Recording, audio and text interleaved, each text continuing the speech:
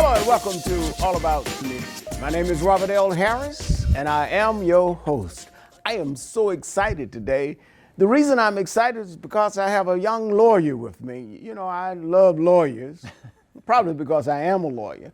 But Greg Hodge is not only a lawyer, but he has been actively involved in the community doing all kinds of stuff. Today we're going to talk about some of the exciting stuff that he has been doing with the Brotherhood of the Elders. Now, that doesn't mean that he's old. It doesn't mean that I'm old since I affiliate with them. It just indicates that we have wisdom.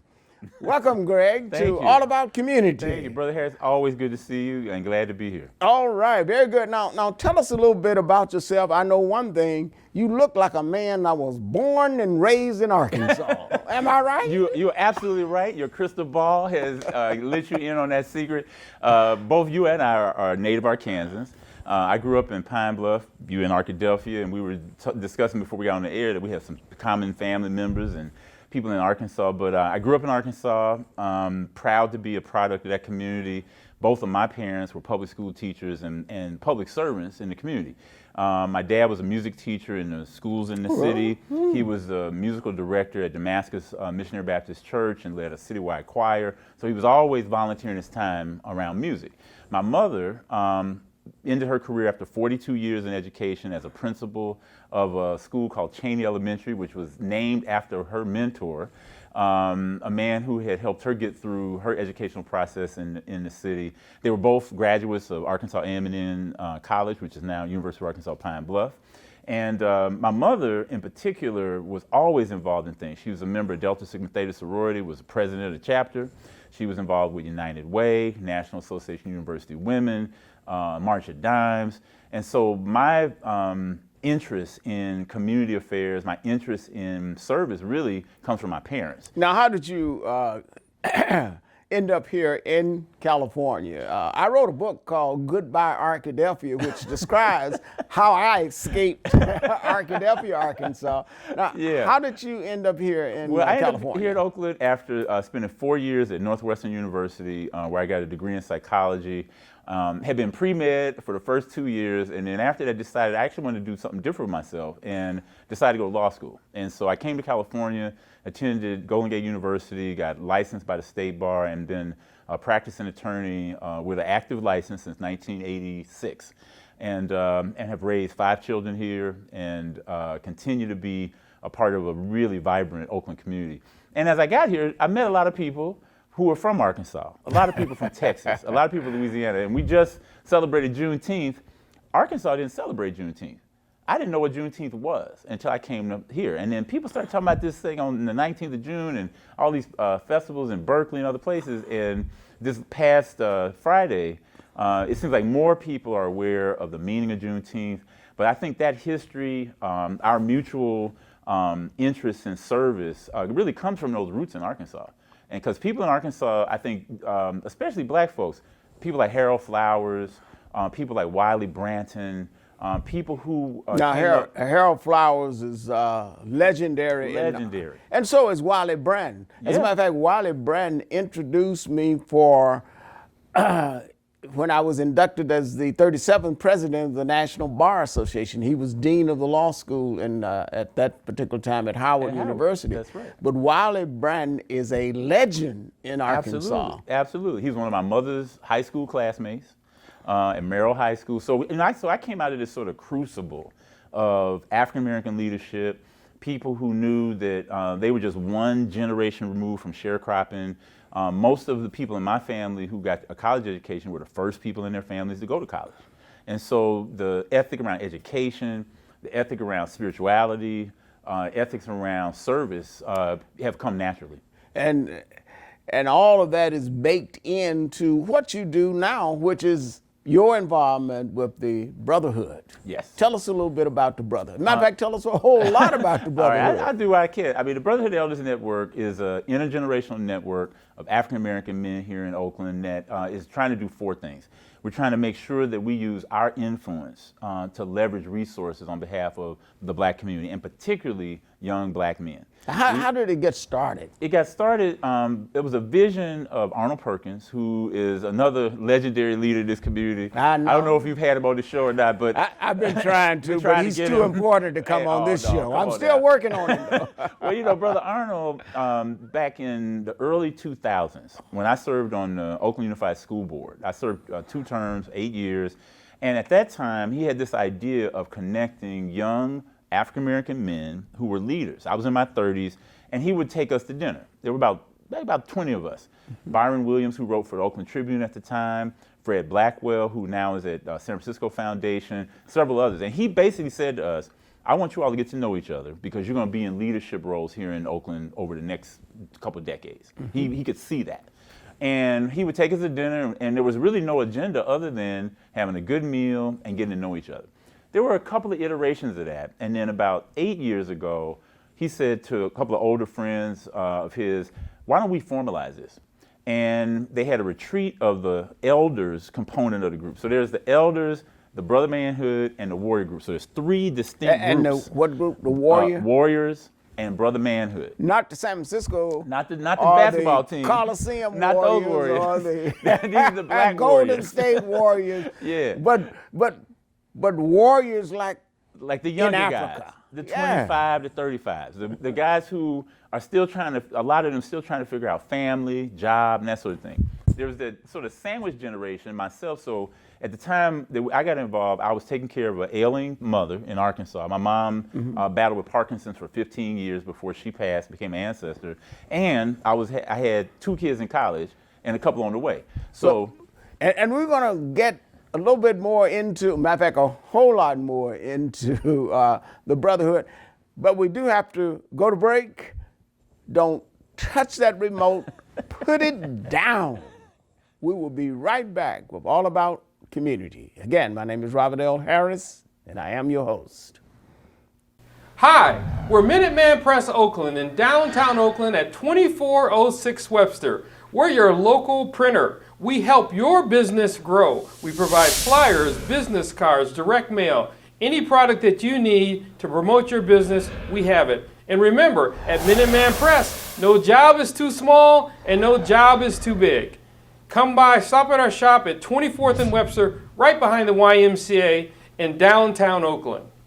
Hello and welcome back to All About Community. When we went to break, I was talking with a young lawyer, Greg Hodges, who is really outstanding in many different ways, and we were talking about the brotherhood.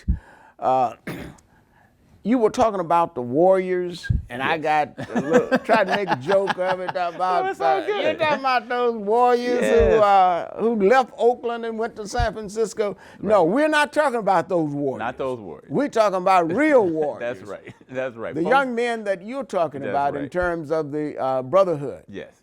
And those young men, along with that middle-aged group like myself, and then those elders, the guys who are semi-retired or retired but still pretty active. And what we said was each of those age groups, each of those stages have different needs. Now, what age groups are you talking about? Roughly the 65 and up, the 45 to 55 to 60, and then the 25 to 35-ish. Right in there. Mm-hmm. But that sort of stage of life where all of us go through different things at different times. Mm-hmm. And one of the jokes that we gotta have is the older guys, when you say how you doing, they say, well, my hip hurts, my knees hurt. The younger guys say, man, I'm trying to juggle college expenses with, dealing with a parent. The younger guys, the youngest group is always sort of figuring out, what about marriage? What about jobs? What about relationships? And so we are able to support each other. Mm-hmm. The second big thing is we spend our time advocating on the behalf of black boys. So for instance, Oakland Unified's African American Male Achievement Program is something that we care about. So we've worked with Chris Chapman and that staff to help them do what they do. Now, is that still going on? Did that They've morphed into something else. Okay, I think they're now Kingmakers of Oakland, and I think the Office of Equity still exists within the school district. But that central idea is, how do we make sure that African American kids get what they need in the district? How do they get what they need if they unfortunately have been incarcerated at juvenile hall? So we spent time with Kelvin Potts and his program at juvenile hall. We've worked with the David Glover Center to make sure that kids get technology access and can work with Hidden Genius and other organizations. So we have partnered with other groups of folks working on behalf of our kids. Partnership would probably be also with the OK program. With OK program. Anybody who's doing work on behalf of Black boys, we're interested. We want to work with them. Now, what has happened, though, is that we've also responded to needs as they come. So in the last 60 days, in the last 2 months or so, with the COVID virus and the pandemic that has just devastated the Black communities around the country. And that's something we really want to get into. Yeah, and it's a project that we're really concerned about. And we started organizing other leaders, including yourself, to come to those meetings to figure out what are the short-term needs of our community in this pandemic, as well as what are the long-term needs of the Black community going forward. So the Brotherhood has done that. We've worked, we are really proud of our heritage, so we make sure that we do a Kwanzaa program every year. We make sure that we're staying connected to that part of our history. And we want to work with women in our community to deal with some of the needs of the broader community. And so the group is probably about 60 folks. We meet once a month. We have committee meetings. And really the big idea is the mutual support for each of those cohorts, as well as volunteering in the community. And I see you just wrote a letter to the Board of Supervisors, June 18th, I think it was. Last and what was the nature of your concern there? Well, I think you lay it out well, but let's tell the public. Sure. Well, our biggest concern was that as the pandemic is hitting the most vulnerable parts of our community the hardest, in East Oakland and West Oakland, the conversation about how to reopen. And so we know that there's this tension between the public health concern and the economic concern, jobs and businesses. Black businesses, we stand to lose half of our Black businesses from this pandemic. That's the number we've heard, up to 50%. Kathy Adams from the Oakland Black Chamber has created a fund to try to support those businesses. And so as the county officials, our Board of Supervisors and our public health officials were saying it's time for us to reopen for businesses, for churches, we said, if you reopen, are you prepared? Do we have adequate testing? The county's own goals for testing was something like 3,100 tests a day. At that point, they were at 2,100 tests a day. Is there contact tracing in place? So that if, let's say one of us were contracted the virus, somebody's going to ask me, well, who have I been in contact with over the last 2 weeks? I need to say, and they need to follow up with folks to find out if those folks have been in fact infected. We asked the county, are you ready with contact tracing? Do we have enough protective equipment? People like Dr. Noha Ablada, who works in our homeless encampments, our unhoused community, they're saying they don't have enough equipment. So what we said was, if you're going to reopen, can you ensure us that you've actually prepared our community for that reopening? And have they responded yet? They responded just today. Oh, and I actually have not, I was on the way over here, didn't even have a chance to read the letter fully, but I think the testing is going well. Okay. I think contact tracing is probably the weakest part of our system, as well as personal protective equipment. And as important, are we messaging to our youngest folks? Because if you recall, like most folks, when the virus first hit, they thought it was an old people's thing. Yeah, exactly. And I said, wait a minute. And they even thought Black folks didn't get it. And thought Black folks didn't get it. Well, what we're seeing is the fastest growing group is the 20 and 30-year-olds in the Black and brown community. Latinos been hit really hard. Native Americans hit really hard. So I think that we've gotten better. And what's important, I think, about their response is the openness to say, we want to sit down and talk to you. We want to sit down and meet with you to make sure that we're answering your concerns, that the public, people who are watching this today, know really what's going on in our community. And that's so important that people understand not only the fact that the pandemic virus exists, but what are the behaviors that they should be exhibiting and exhibiting on a daily basis. That's right. We're going to have to, again, go to break, but we will be right back, all about community, with my guest, Greg Hodge. Sinkler-Miller Medical Association, founded in 1968 by Dr. William Sinkler and Dr. Rudolph Miller.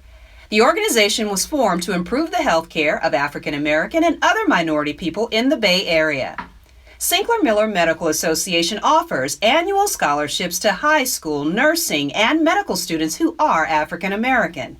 Presently, Sinkler-Miller Medical Association has over 160 members. Sinkler-Miller maintains its commitment towards the betterment of the field of health, education, and welfare. For more information about Sinkler-Miller and scholarships, contact Sinkler-Miller today at 510-863-4560 or visit our website at www.sinklermiller.org. Hello and welcome back to All About Community. When we went to break, again, I was talking with Greg Hodge, outstanding young lawyer here in the Bay Area. We were concluding on a letter that was sent to the Alameda County Board of Supervisors about the pandemic. But I want to shift the topic just a little bit to go into a hot area called police misconduct. Some people call it police brutality. Anything going on in this area that you're concerned about? Oh, absolutely. Absolutely. I think if we put this in the context of structural racism, and we have to say it clearly, that the reason our communities are being hit by the pandemic of the virus so hard is because pre-existing conditions, pre-existing health issues, diabetes, hypertension, a range of things, and it made us more susceptible to that. Similarly, the issues that we're now confronting as a country in terms of law enforcement is based in race. Most of us have some recognition that we feel policed. You mean in we our don't communities. live in a post-racial society anymore? I don't think so. And I think even our 44th president would agree, because how he got treated, whole other show probably. And still being treated. I see the president, whatever his name is, I can't Right. remember his name. Right. Is it Dump? Dump. Or whatever his name Stump. is. Yes. Accusing Obama of treason just Absolutely. yesterday. Absolutely. Well, we know How that's disrespectful could it be? disrespectful. The man is despicable. Just disrespectful. And we want to encourage everybody, go out and vote. I appreciated what President Obama said. He said, don't boo, vote. I love that. But this idea that law enforcement has, the roots of law enforcement was slave catching. plantation Absolutely. work. So if you look at the through line. And I just want to point this out. Yeah. It was further rooted in the Constitution itself. Absolutely. We were counted as what? Three-fifths. Three-thirds. Three-fifths of a person. Three-fifths of a person, which is Yeah. ridiculous. So the country is based on a racist idea, and I'm the sort of person that's hopeful the way Barbara Jordan was. One of these lawyers. So she said, I want the Constitution to live up to its promise. Mm-hmm. So when we talk about law enforcement, this idea of defunding the police, and I think there's a misconception that people are saying we don't need Explain police. that. I think when I talk to advocates about it, and I believe this, is that police don't have the capacity or the willingness to respond to every single situation that we're asking them to respond to. They're That's responding true. to mental health issues, social issues, poverty issues.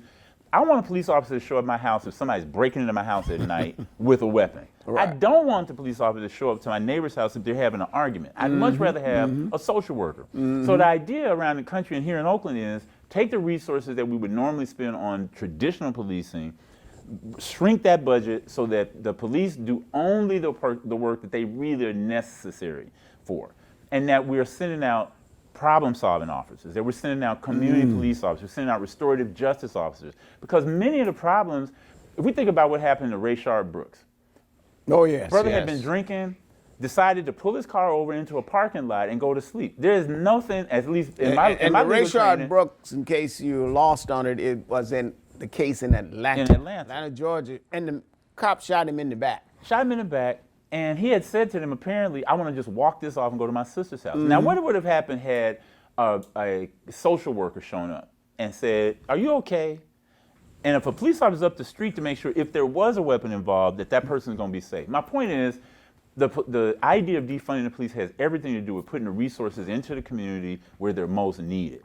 In Oakland, one of the issues that's in front of us now is whether or not the Oakland Unified School District should have its own police department. What do you think? And I think they should not. When I was on the board, Okay. we voted to get rid of that department because I don't believe that we need to have armed police officers in our schools. I think we need to have OPD, have a special unit, respond to things that happen outside the school. But most of the problems that happen on school sites can be solved without that. So the district is now trying to figure out, if we don't have sworn officers, how do we retrain our school campus supervisors, our school security officers, make sure that they are strong in de-escalating incidents, making sure that they also have the training and the resources to work with the families. I'm trying to remember. I don't remember when I was in high school having police officers on campus. Because you didn't need one. Oh, okay. You know? That's why. 'Cause- All right. And probably, and I have to say this because you're from Arkansas, probably because if you got in trouble, they need to call your parent. And you were probably more afraid of what your parent would do than what the Arkadelphia Police Department would do. That was, and so we had to get back to, like, how do we take care of our children educationally and socially without the risk of putting them into the school to prison pipeline? If you go to Piedmont High, I'm pretty sure they don't have offices on the campus there. One of the most affluent schools in the community, or in Walnut Creek or Orinda. Most of those places basically understand the difference between education and law enforcement. And so for me, I'd like to see us be a lot more innovative and creative about how we use those resources in law enforcement to make sure that people's basic needs are taken care of. For me, it's a comprehensive approach that we need. We can't just pick out policing. We need to pick out our healthcare systems. We need to look at our jobs and what we do. This summer is going to be a really interesting summer. You think about all the young people who won't have a summer job this summer. That is correct. Because of the virus, because of all of what's going on. When people don't have summer jobs, they want things. They may take somebody's shoes. They may take, so we have to, I think, from a city leadership perspective, from a county leadership perspective, we have to think a lot more broadly about how we address these issues and stop doing a piecemeal thing. And I think this moment historically is ripe for that. This is the modern civil rights movement era, because we need to make some serious changes in our systems. We need to even have our system leaders understand what a system is. And that is going to be a challenge for us this summer. What are we going to do with our youth? Right. Are we just going to abandon them? Or are we going to find somehow, some way to get them engaged? We will be right back with All About Community. Don't touch that dial, put it down. We will be right back with All About Community with my guest, Greg Hodges. Hi, I'm Kathy Adams, president of the Oakland African American Chamber of Commerce. African American owned businesses in Oakland, California collectively are an essential pillar of the overall business community, providing jobs and vital resources in a variety of consumer and professional services. OAACC is committed to our members who keep our city going with business tax revenue and household income they provide to families. The impact of COVID-19 health pandemic has created a vulnerable environment that has drastically affected many of our businesses. Therefore, OAACC Foundation created the COVID-19 Resiliency Relief Program to provide grants for our Black-owned businesses that are unable to qualify for federal funds. We are committed to raising $1 million to provide the funding of these grants. Visit oaacc.org. Donate now. Please do not let our Black-owned businesses close. Thank you. Hello and welcome back to All About Community. When we went to break, again, we were engaged with Greg Hodges, a young man who is, as I've said and will continue to say, an outstanding young man.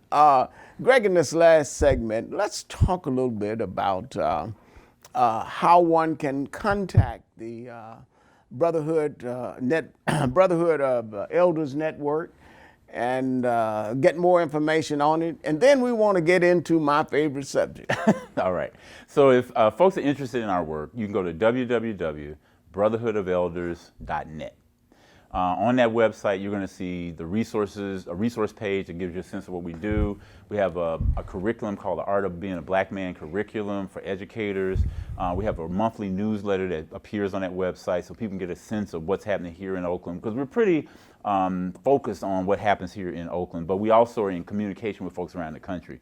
Another role I play is as a interim executive director of something called the Executive Alliance for Boys and Men of Color. So I'm moving around the country now virtually, hearing what's going on in other parts of the country and trying to bring those ideas back. The second way is if you're interested in making a contribution to this, we established a fund called the African American Response Circle Fund, and it's housed at the East Bay Community Foundation. That fund is going to be used to put resources back into the community based on recommendations from a group that we've been working with over the last couple of months around education, housing, health and wellness, and messaging. And so again, if folks want to make a contribution to it, they can go to either the East Bay Community Foundation's website or go to our website, and we'll make sure that those resources get to the right places. And I understand that the Brotherhood of Elders do have some great sisters who also participate. There were some women that we're just beginning that process of creating a parallel group with women. And of course, as men, we're being very respectful to get out of the way. Okay. We're wise enough to do that. Now, my favorite subject, the Confederate flag. Wow. You know, it's been interesting that the symbols of racism persist. NASCAR banned the flag, and as you know, the story I saw yesterday was that the one black driver in NASCAR came into his garage shop and found a noose hanging. And NASCAR drivers, to their credit, walked with him. But the symbols of racism that are represented by the Confederate flag and Confederate statues is interesting to me. I heard someone say once that the statues for Confederates are trophies for the losers. You lost the war. You don't get a trophy for participating. Committed treason against the United States. So to have statues in the U.S. Capitol, I was stunned when I learned this other day that we just getting around to taking them down. In our home state, in Pine Bluff, Arkansas, there was a statue of a Confederate spy, 18-year-old, who grew up in Pine Bluff, apparently in Jefferson County somewhere. And that statue was first on the campus of Pine Bluff High School. In the 70s, students protested, people like Quayle Tudishinda and others.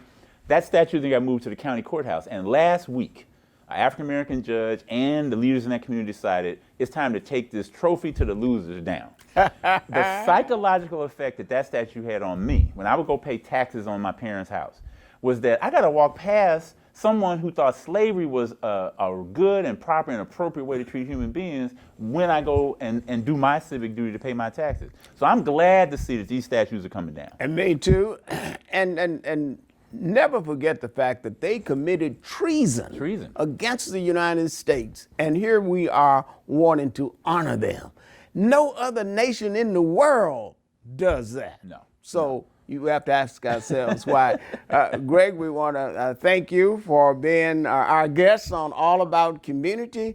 I want you to stay tuned because in our second segment, we will have John L. Burris, a legendary civil rights lawyer, to speak with us. So again, let me thank you for being our guest on All About Community. No, thank you so much for having me, and continue to do this great work. And you look great, and I appreciate you calling me a young man. I turned 60 last week, so if I can hold this up a little while longer, it'll be like you when I grow up. But I appreciate you. You know, you are just a stalwart in our community, and I just have to say that you've contributed mightily to Black folks for a long time. And I want to thank him for that plug. I had to pay him to say it, but he said it. So don't go away. We will be right back with our second segment, All About Community. Hi, I'm Kathy Adams, president of the Oakland African American Chamber of Commerce.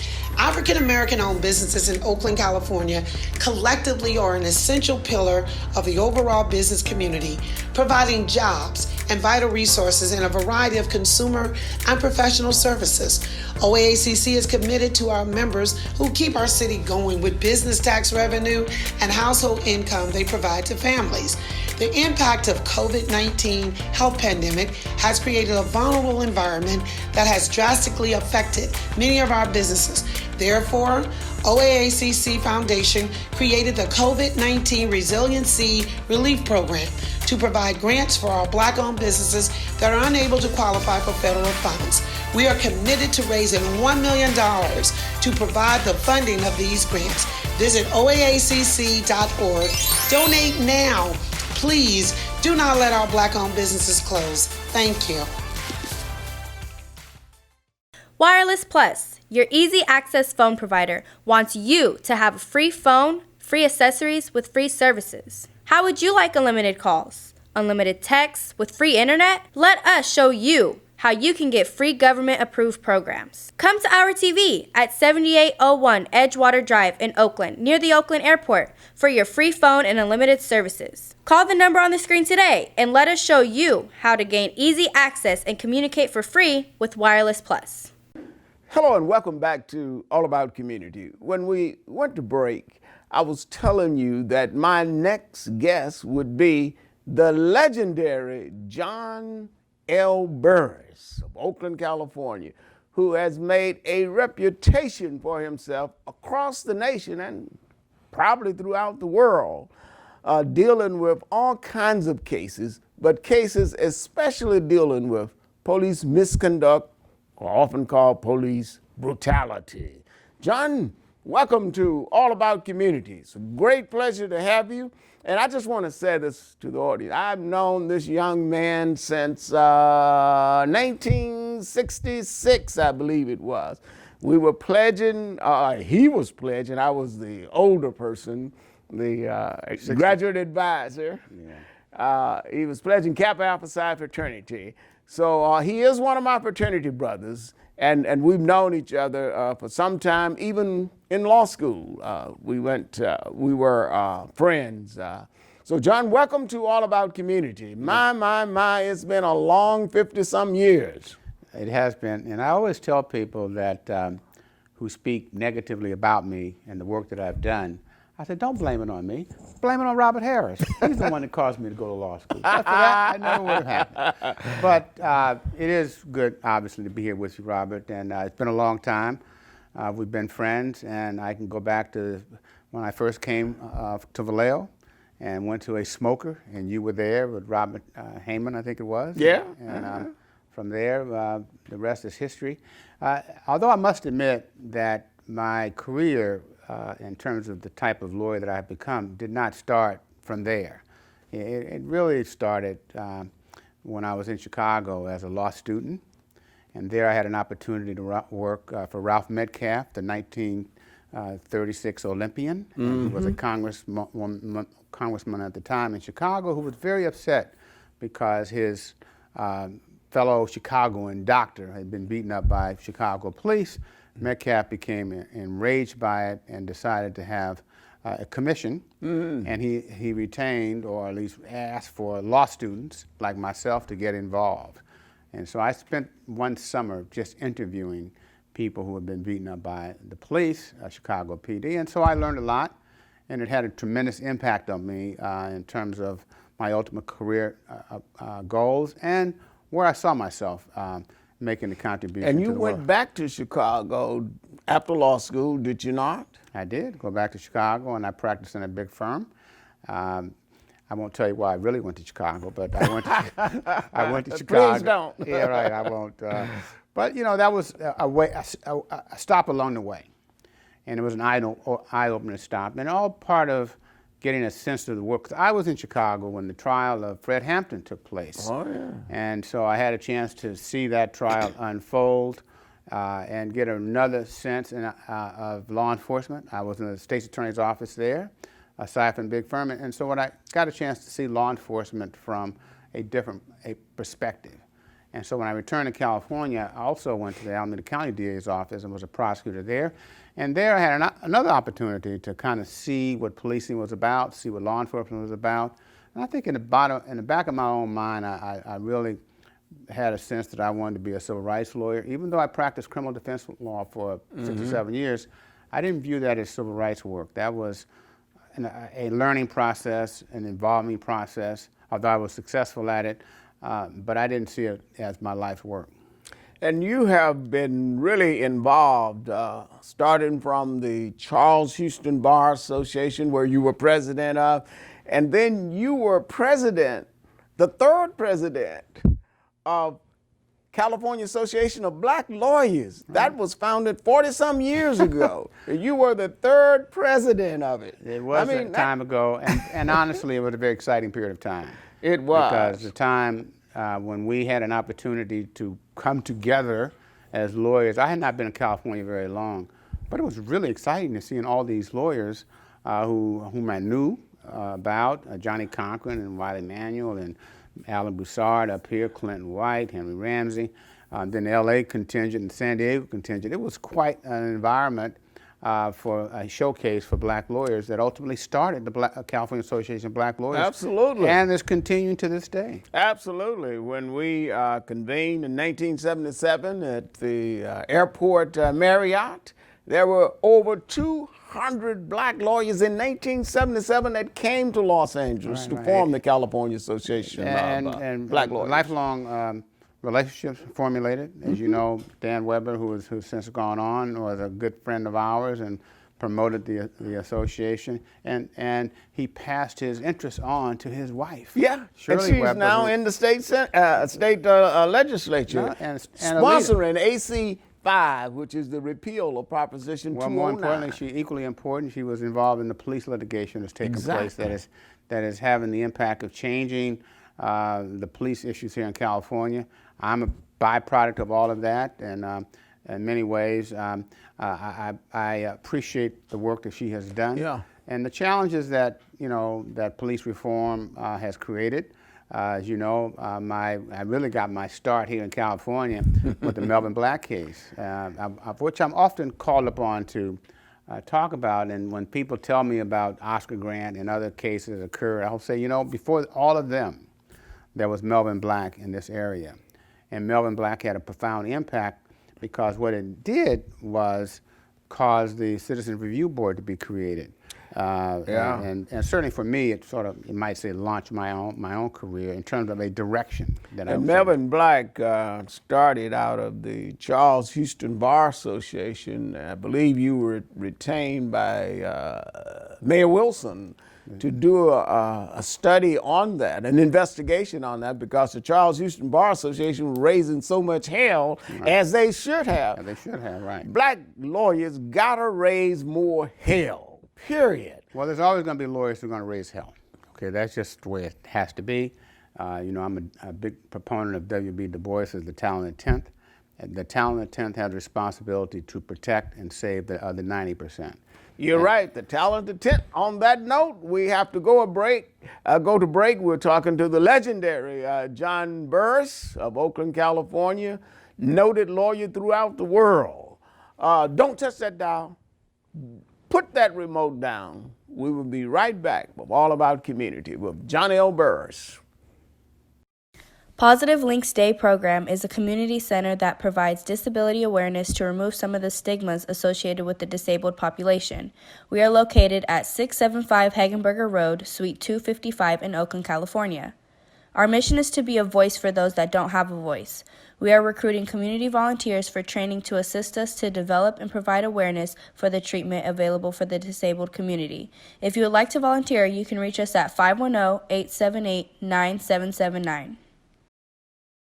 Hello and welcome back to All About Community. When we went to break, we were talking with John Burris, Oakland, California, outstanding lawyer. We were talking about how he really got started with police misconduct cases, and he was explaining that Charles Houston Bar Association was instrumental, and most importantly, the mayor of Oakland at that time, Lionel Wilson, hired him to do a complete investigation on the shooting death of a 14-year-old boy, Melvin Black, here in the Bay Area. John, continue from there. That was a hallmark for everyone in Oakland because Melvin Black was killed under circumstances that was so outrageous. I mean, he was a 14-year-old kid, essentially had a pellet gun.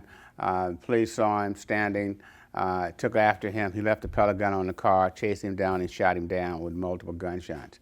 The city itself exploded, and it was just outrage. And out of that, the mayor and the city council decided to hire someone to independently look into this. Now, the reason being is the police, city attorney, U.S. attorney, district attorney had all sort of collaborated. And the district attorney, I believe, was Lowell Jensen. Is that right? Lowell Jensen, and they had collaborated in many ways in saying that the shooting was justifiable and that the police had good reason to do it. And I took a position that was totally contrary to it, that it was poor tactics, poor judgment, those kind of things, and ultimately led to a substantial settlement verdict for the family.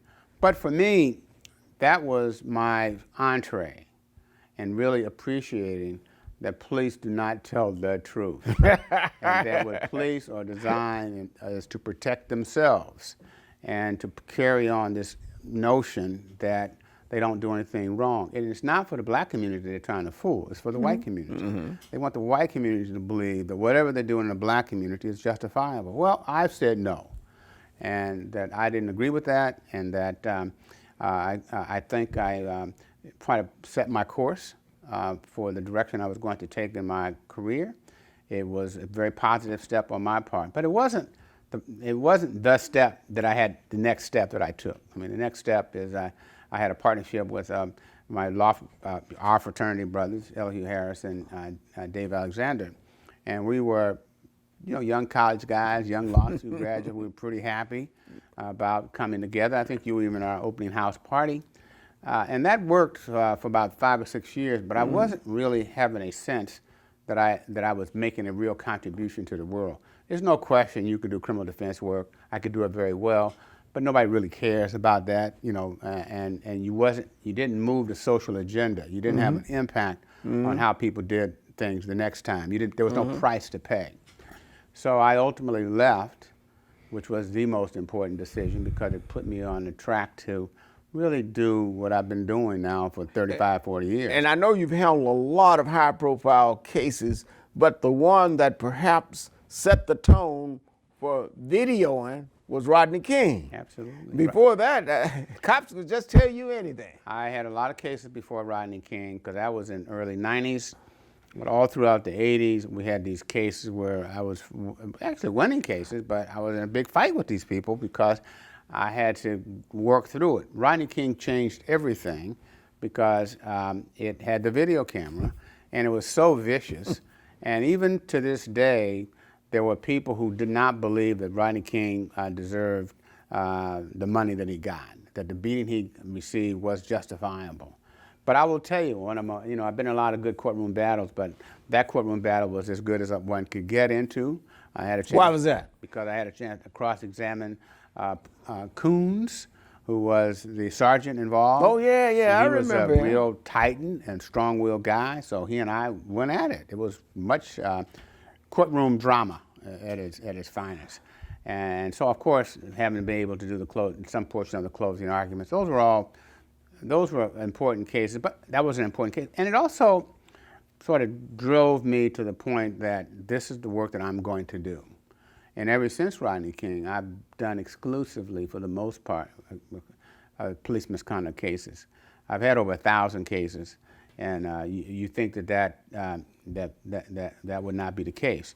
But it is the case. Now you've had over 1,000 cases. And I believe that the California Lawyers Association or California State Bar, California Lawyers Association is going to recognize and induct you into its Hall of Fame. Is that right? That is true. It's quite an honor that I just was informed out recently that I was going to be inducted to the Hall of Fame. I saw the list of those who've been involved in it, and I was quite pleased to be included because Clinton White, who we all know was legendary, my sort of mentor and person whom I spent a lot of time watching before I went to law school. Yeah, I remember going on the zebra case. Yeah, the zebra I remember sitting in the courtroom just watching it. Clinton was a masterful guy, but he also let me see what the possibilities were. And he talked to me often, and one thing that I've always been attuned to, and that is make sure they respect you and don't let them label you. And so, he was labeled a criminal defense lawyer. I wasn't going to allow myself to be labeled, but I was damn sure going to make sure you respected me. And so I was very much into a lot of battles with judges and lawyers, and frequently efforts were made to hold me in contempt, but ultimately they did not. But ultimately, I earned respect, and one, because I had, I understood how to do it. I mean, I wasn't like just nasty to be nasty. I mean, I understood if you stepped out of line, I had something to say to you, but I could, let you know why I said it. And as a consequence of that, I earned the respect of the judges over time. But I wasn't. And Aretha Franklin defined respect for us. Yeah. Give me some respect when I come home. But when Clinton White appeared in that courtroom and told that judge exactly where he could go, and Clinton White ended up in jail, I tell you, Clinton Wayne White was a hell of a lawyer. We have to go to break. Although he's more than a lawyer, he ended up a judge on the Court of Appeals. But we do have to go to break. Don't touch that remote. We will be right back with John Burris. Hi, I'm Kathy Adams, president of the Oakland African American Chamber of Commerce. African American owned businesses in Oakland, California collectively are an essential pillar of the overall business community, providing jobs and vital resources in a variety of consumer and professional services. OAACC is committed to our members who keep our city going with business tax revenue and household income they provide to families. The impact of COVID-19 health pandemic has created a vulnerable environment that has drastically affected many of our businesses. Therefore, OAACC Foundation created the COVID-19 Resiliency Relief Program to provide grants for our Black-owned businesses that are unable to qualify for federal funds. We are committed to raising $1 million to provide the funding of these grants. Visit oaacc.org. Donate now. Please do not let our Black-owned businesses close. Thank you. Hello and welcome back to All About Community. When we went to break, I was talking with John Burris, noted civil rights lawyer right here in the Bay Area and of course across the nation. And we were sort of joking about Clinton Wayne White, former Court of Appeals justice, and his practice as a lawyer and the influence that he had on John Burris. John, recently we've seen a rash of shootings by police officers of Black folks. One in particular that just bothers me, and that's Breonna Taylor out of Louisville, Kentucky, who was sleeping in her bed at night when they come in with a so-called no-knock warrant, and her boyfriend ends up dead, shot, and she ends up dead. And he ends up in jail, too. He ended up in jail, and hell, they were trying to prosecute him for her murder. This is a classic example of the kind of power, unbridled power that police have, that the legislatures and Congress have given them. Because the no-knock warrant is not something that was legislated. It's not in the Constitution. Right. It doesn't have to be, but it has been given to the police over a period of time, theoretically to create surprises. The problem when you create surprises is that you do create a surprise. And here is the example of the no-knock warrant. Went into a house where they had not covered themselves properly, went into kind of a house expecting to find someone who should have known that was not there anymore, and killed this woman and killed the other person. And I understand the warrant that they were serving had already been served. Executed, right. And I'll have to tell you, I've had that case. I've had that case where they've gone into the house where family members are there, where people have been shot, kids have been abused. So I know these things happen. It's just right now, we're getting a lot of attention to it. Now, they don't always happen as dramatically as her case. But I'll tell you, do not have any misgivings about this, that what is happening now has always happened. There's always been police shootings under very questionable circumstances. But the difference now is video cameras. Video We have cameras now. And there's a little more accountability in these areas. But cameras have made all the difference in the world. I'm a strong proponent of body-worn cameras, and we work through the situation in Oakland because I know it is the best eye that you can have on an event. It doesn't lie. There may be other issues around making sure it's properly focused, but it does not lie. And when you have that kind of evidence, it allows you to hold police officers accountable. Now, one of the issues we got going on here is, okay, should we require that cameras be turned on? The answer should be yes. Yes, right. Is there a point when they have to turn them on? Yes. What are the regulations around that? And then the regulations about when you turn them off. When do you have regulations around that? I have cases pending. In fact, I have one I'm talking in Sacramento right now where the cameras were on all before. But when the incident took place, the camera was not on. There are some people who advocate that they should be on at all times. Well, I'm a strong proponent that they should be on whenever you come up on a scene. What if you forget? You can't, That's why I say all time. Even if you forget, there's a consequence to forgetting. There's discipline that should be imposed if you forget. First time can be forgetful, but then the question is, forget on what kind of scene? Are you forgetting on a murder situation, on a scene where somebody has been killed? Or you forget on some minor traffic offense? Because if you forget on something that's significant, it's hard for one to believe that you forgot. You can argue, But I think the consequences are grave because someone's life may have been taken or somebody's been brutalized by the police, and that camera might very well have given the clear light of it. I had a case where a mentally impaired white guy, beaten up terribly. They hated the guy. But there was a camera on it from a community person. And we were able to work something out for that man. If I had not had that camera, no one would have cared. I probably wouldn't even taken the case, you know. But the point is, cameras matter, and we need to have more consistency in their application. Now, the case that has really shocked the conscience, not only of the nation, but of the world, George Floyd. Right. Across the world now. Here's a man kneeling with his knee on the brother's neck for almost... And he's handcuffed. And he's handcuffed almost 9 minutes. Right. Let's talk about that for a Well, minute. that to me is a first-class example of murder. Now, you can make it first or second, but clearly it's murder. And the reason why I say it's murder is if you look, the guy, he has his knee on his neck. He's very nonchalant about it. He presses down even more so. And when one of the other officers on the backside says, "Don't you think we ought to turn him over?" he says no. And the reason why that's important, if you are on your stomach and you have your neck being pressed down, then your back is being pressed down on your stomach, then your diaphragm is such that you can't get much oxygen. So you had two kinds of pressure. You had the pressure from the lack of oxygen you get through the diaphragm, and then you have the thoracic issue around your neck where you can't breathe from there and cut off the blood to the brain. So that was a horrible, horrible. Now, I would only say this. Everybody can see that.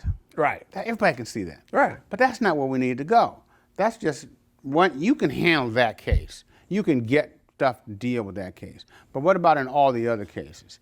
That's where you got to have. You need help with, in terms of looking at what happens in Vallejo, which I am a lot, in Sacramento, and Stockton, and Oakland, places, Hayward. This is down the Bay, where the bad policing takes place, or in San Jose.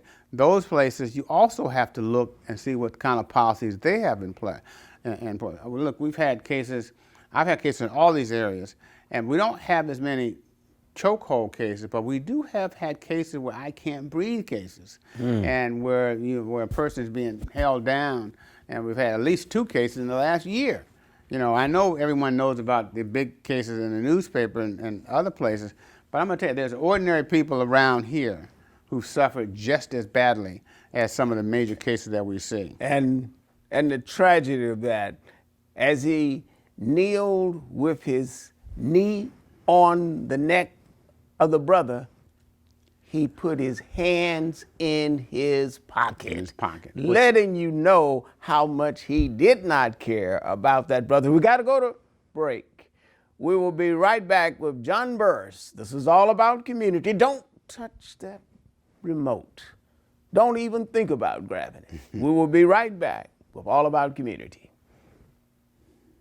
Hi, we're Minuteman Press Oakland in downtown Oakland at 2406 Webster. We're your local printer. We help your business grow. We provide flyers, business cards, direct mail, any product that you need to promote your business, we have it. And remember, at Minuteman Press, no job is too small and no job is too big.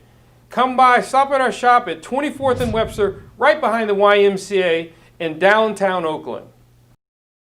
Hello and welcome back to the final segment of All About Community. Again, we're talking with John Burris, a legendary civil rights lawyer, but in this segment, we want to talk about solutions. What can we do to stop the killing? You wrote a book on that, John, if you will recall. I believe it's called Blue versus Black. You asked me, do I recall the name of the book? Hey, I recall the name right. of the book because I did a review on it. Yeah, right. But let's talk about, John, a little bit about the solutions. So here's where we are. And the question is this a moment like Occupy Oakland, or Occupy, or is this a movement? And the movement is a sense of we take this time and do something with it to work on those issues. And now we're talking about police. So I think that, first off, you got to see what Congress is trying to get done here, because both the Senate and the House. There's going to come a bill out of that. And then the question is, how do you implement them? We know chokehold is going to be one that's going to be a big deal. One of the other issues about having records that allows for understanding and information about officers who transfer from one department to the next. We know that's going to be a big deal. That may or may not. But the biggest one of all is qualified immunity. And qualified immunity is kind of a gift to police officers that the Supreme Court gave them a number of years ago. It is not in the Constitution, but it is something that the police have been given as a gift. And let our viewers know in a nutshell what qualified immunity is a premise that the police have, that if an officer is in compliance in a reasonable way with the law, and the law is well established, that even if they're wrong, even if they make a mistake, they're protected. And so that happens in almost a lot of, every one of my cases I have to fight through qualified immunity. And the way you fight it, of course, is you have to have evidence that's contrary to this notion about whether it was reasonable or not. And if it's a factual dispute, then you got things to talk about. But anyway, that's a big issue we're trying to get rid of. But I think also you have to look at the accountability questions within a department. You got to look at the culture. Can you change the culture of a department easily? And the answer to that is no, as I said in my book. You can't do it easily, but you cannot have real reform in a department unless you can have a buy-in that the culture has to change. And the culture can be one for all for one. Looking out, don't tell on officers, don't interfere. Turn your back when you see things are going poorly, or they're beating up on someone, or lie. Just flat lie. A lot of people do that. What police officers do. So those are the kind of challenges. Now, I tell people at protest rallies, look, it's not enough just to go to the rally and protest it. That's the important part. Mm-hmm. All the people who are marching, but that march is going to end. And then when it ends, what are you going to do? Are you then going to say, I've done what I can do? Or everything is everything? No, it's not everything is everything, because unless you change how things were before, then they will revert back to what they were doing then. And so to me, it's important that people have to sign up, those with experience, not just everyday people trying to tell what police need what to do, because you can't, but people who have some experience who are willing to work, because you have protesters, but then you have people who are going to work for the change. And they be buoyant by the protesters, but that becomes their impetus, that becomes their bedrock. And you have to do that. Now, I've been involved in Oakland, and I've done a lot of work on changing the department itself through the writers' agreement, but it can be done elsewhere. And so I'm a big proponent of, in order to make change, you got to have people who are prepared to sit down and articulate positions that you think are valuable, that can work. And part of that process is that we have to hold our elected officials accountable. I wish we had more time, John. I could go on forever.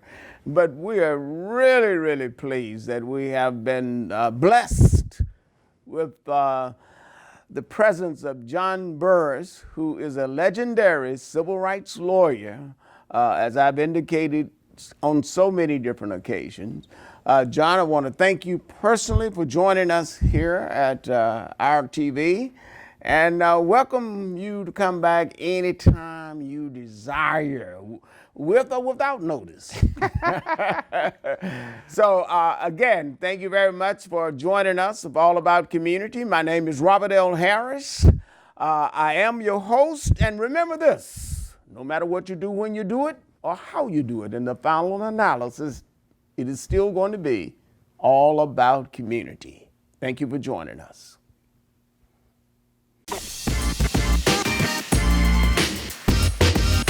Thank you.